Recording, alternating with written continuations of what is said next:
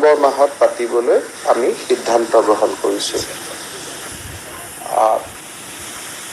আমাৰ পঞ্চায়ত নিৰ্বাচন হোৱাৰ প্ৰাক মুহূৰ্তত প্ৰত্যেকটো পঞ্চায়ত আৰু জিলা পৰিষদ যাতে দুটা বিধানসভাত নাথাকে। সাধাৰণতে এনেকুৱা হয় অসমত যে আমাৰ এখন পঞ্চায়ত জালুকবাৰীতো আধা অংশ আছে, কমলপুৰতো আধা অংশ আছে। বিশেষকৈ ডেভেলপমেণ্ট ব্লকবিলাক, যে উন্নয়ন খণ্ডবিলাক দুটা দুটা সমষ্টিৰ কাভাৰ কৰি উন্নয়ন খণ্ডবিলাক আছে। বিশেষকৈ বিধানসভাৰ সমষ্টিৰ পুনৰ নিৰ্ধাৰণৰ পিছত এই সমস্যাটো বেছি জটিল হৈ পৰিছে। যে আগতে যদি দুটা ডেভেলপমেণ্ট ব্লক এটা বিধানসভাত আছিল, এতিয়া দুটা ডেভেলপমেণ্ট ব্লকে চাৰিটা বিধানসভাৰ সমষ্টিক স্পৰ্শ কৰিছে। কাৰণ ডিলিমিটেশ্যনৰ সময়ততো ব্লক হিচাপত হোৱা নাই, গাঁও হিচাপত হৈছিলে। সেইকাৰণে তাৰ আগতে আমি অসমত আটাইবোৰ ডেভেলপমেণ্ট ব্লক নতুনকৈ পুনৰ নিৰ্ধাৰণ কৰিম আৰু সমষ্টিসমূহৰ পঞ্চায়ত, জিলা পৰিষদ আৰু আঞ্চলিক পঞ্চায়তসমূহৰ সীমাৰ পুনৰ নিৰ্ধাৰণ হ'ব। আৰু এই পুনৰ নিৰ্ধাৰণৰ কাৰ্যসূচী আগষ্টৰ 30 তাৰিখে শেষ হ'ব। 3 মাহ ক্লেইমছ, অবজেকশ্যন 3 মাহ থাকিব। আৰু আগষ্টৰ শেষত শেষ হোৱাৰ লগে লগে ছেপ্টেম্বৰ মাহত ভোটাৰ তালিকা আৰু অক্টোবৰৰ শেষ সপ্তাহত ইলেকশ্যন নটিফিকেশ্যন আৰু নৱেম্বৰৰ শেষ সপ্তাহ, ক'ৰবাত যদি ইলেকশ্যন কমিশ্যনে 1-2 দিন ডিচেম্বৰলৈকে যাব, আমি এই সময়ছোৱাৰ ভিতৰতে ৰাজ্যত পঞ্চায়ত নিৰ্বাচন অনুষ্ঠিত কৰাৰ বাবে আমি সিদ্ধান্ত গ্ৰহণ কৰিছোঁ।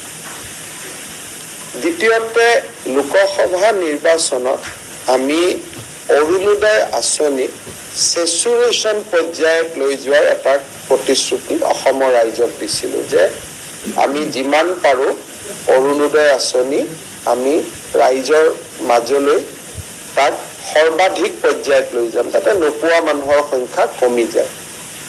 তেনেকুৱা কৰিব হ'লে কিমান মানুহক এই আঁচনিৰ অধীনত আনিব লাগিব, কিমান টকা ব্যয় কৰিব লাগিব, এই গোটেই দিশটো চিন্তা কৰি আমাক এমাহৰ ভিতৰত এখন প্ৰতিবেদন দিবলৈ বিত্তমন্ত্ৰী অজন্তা নেওগ, আমাৰ মন্ত্ৰী ৰণোজ পেগু, মন্ত্ৰী বিমল বৰা, মন্ত্ৰী কেশৱ মহন্ত আৰু মন্ত্ৰী ৰঞ্জিত দাসৰ নেতৃত্বত আমি এখন কেবিনেট চাব কমিটি গঠন কৰি দিছোঁ।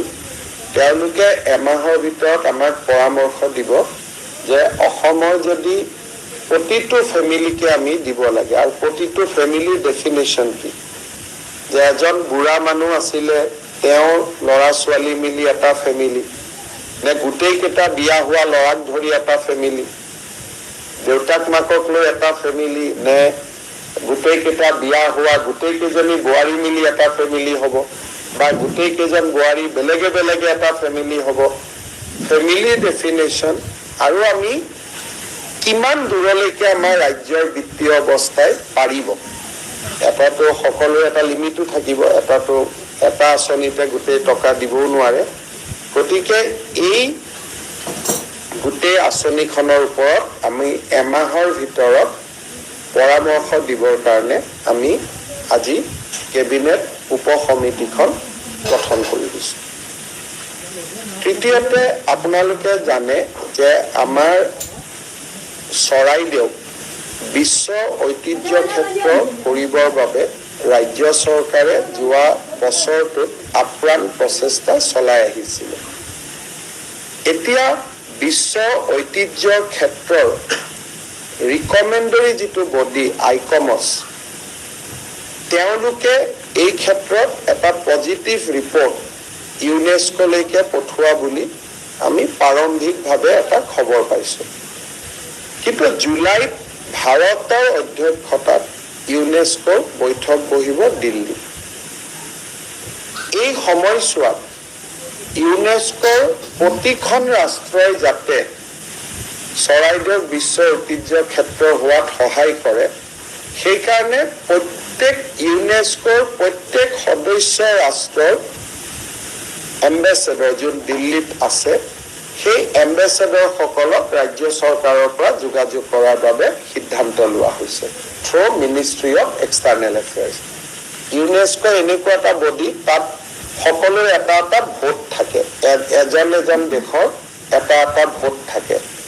গতিকে দুখন দেশে যদি আমাক ভোট নিদিয়ে, ৰিকমেণ্ডেশ্যন হলেও বিশ্ব ঐতিহ্য ক্ষেত্ৰ নহয়। এইটো এটা ডেমক্ৰেটিক প্ৰচেছতহে বিশ্ব ঐতিহ্য ক্ষেত্ৰ হয়। গতিকে আমি যাতে প্ৰত্যেকখন ৰাষ্ট্ৰৰে ভোট পাব পাৰোঁ, যিদিনাখন এই প্ৰস্তাৱটো হ'ব, আৰু সৌভাগ্যক্ৰমে এইবাৰ মিটিংখন নতুন দিল্লীত হ'ব, আৰু তাৰ অধ্যক্ষয়ো ভাৰতে অধ্যক্ষতা কৰিব।